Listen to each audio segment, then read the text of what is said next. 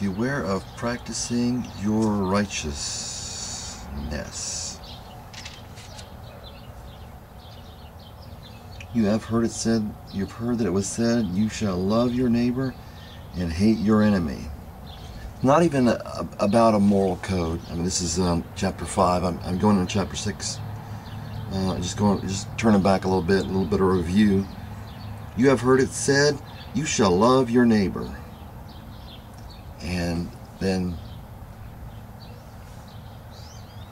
And hate your enemy. So they were taking what God said and said, love your neighbor. But what if your neighbor is someone you hate? Are you allowed to hate them? Jesus says no.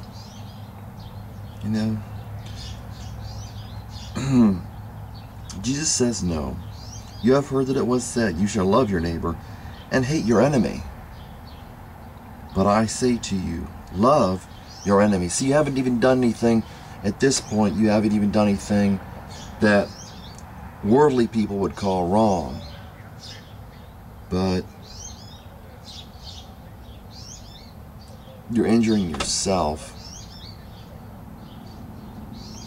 when you realize that God is love and you hate. You're distancing yourself from God by doing so.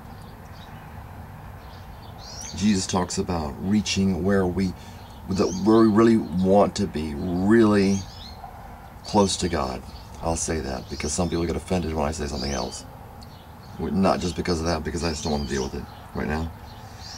You have heard that it was said, you shall love your neighbor and hate your enemy. So, do I really hate anybody on YouTube? Even though they mock me? You know, I'm sure they do. I'm sure I've seen it. But do I hate them? Well, if I were to say no, someone would call me a hypocrite, probably. But if I say yes, someone would call me a hypocrite. But some people they're going to say negative things. You know, your wife could go to the hospital, have a baby, and the next thing you know, someone's saying something negative about your baby. The very day it was born, maybe a nurse at the hospital, you know.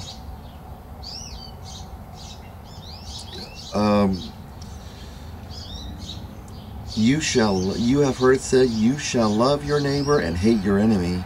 But I say to you, love your enemies and pray for those who persecute you. See, these are the real issues. These are the real issues in Christianity. When people go around trying to prove that God exists, which is profitable, but only for certain people that are willing to listen to that.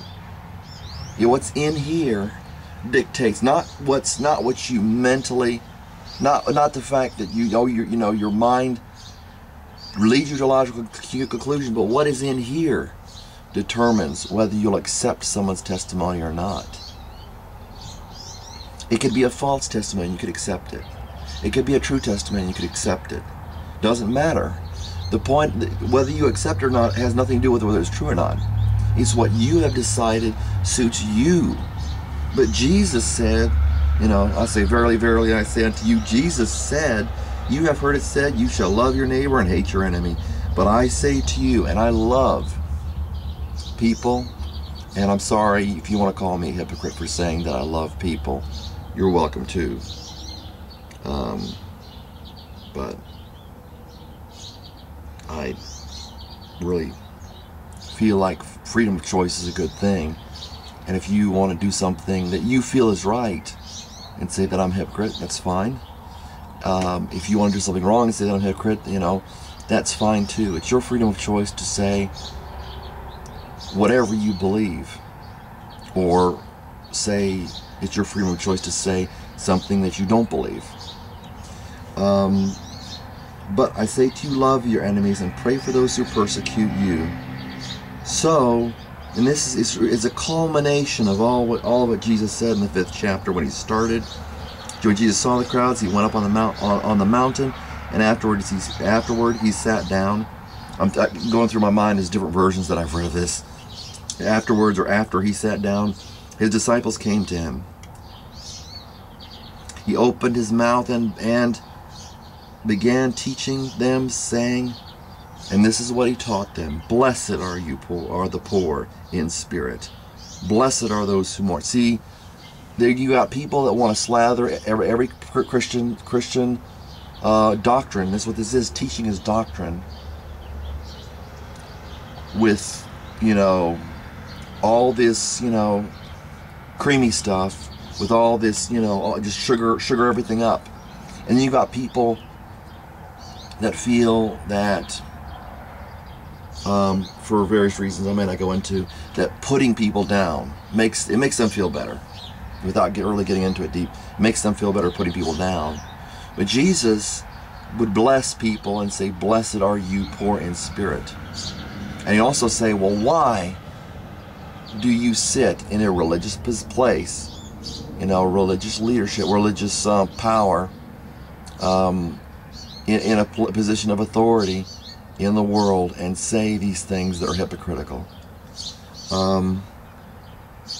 So that you may be sons, goes on down the list, so you may be sons of your Father who is in heaven. So that's a positive. You do these things so you may be sons of your Father in heaven, who is in heaven. He doesn't, teaching should not be reduced to proving whether God exists, because that's not what Jesus did.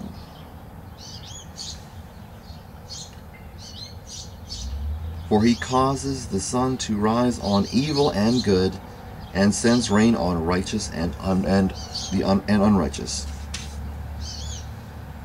For if you love those who love you, what reward do you have? And I think people have been noting my comments on Headache Healer, or the Headache Healer, or Headache Healer's videos, Phil, and I'll say, "I love you, Phil," and people find that a point to mock at, yet when you hate them, they will mock at you as well. And what I say to that is, birds of a feather flock together. People really abhor being objective, whether they be Christian or otherwise. When, I don't know if these people who said these things are Christian. I think, oh yeah, they're supposed to be Christian. So when Jesus says, love one another as I have loved you, and he says in that I have loved you. God himself, the Father, says that I have loved you. And he says, love one another. I guess you're not supposed to talk about it, because, it's offensive to people if I say, I love you, Phil. And I do love you, Phil, Headache Healer. And people get offended. Well, maybe you just don't follow Christ, or, maybe you don't want to obey or express, Christianity in your life. You may love someone, but if you tell them you love someone, that's wrong in your opinion. Okay. If you love those who love you, what reward do you have? Do not even the tax collectors do the same? If you greet only your brothers, what are you doing? What more are you doing? I keep on getting cross between the NIV and the NASB. This is the NASB. Do not even the Gentiles, which is literally ethnos in Greek, the nations, do the same? If you greet your brothers, do not even the tax collectors love those who love them? Do not even the nations greet those who greet them? Therefore,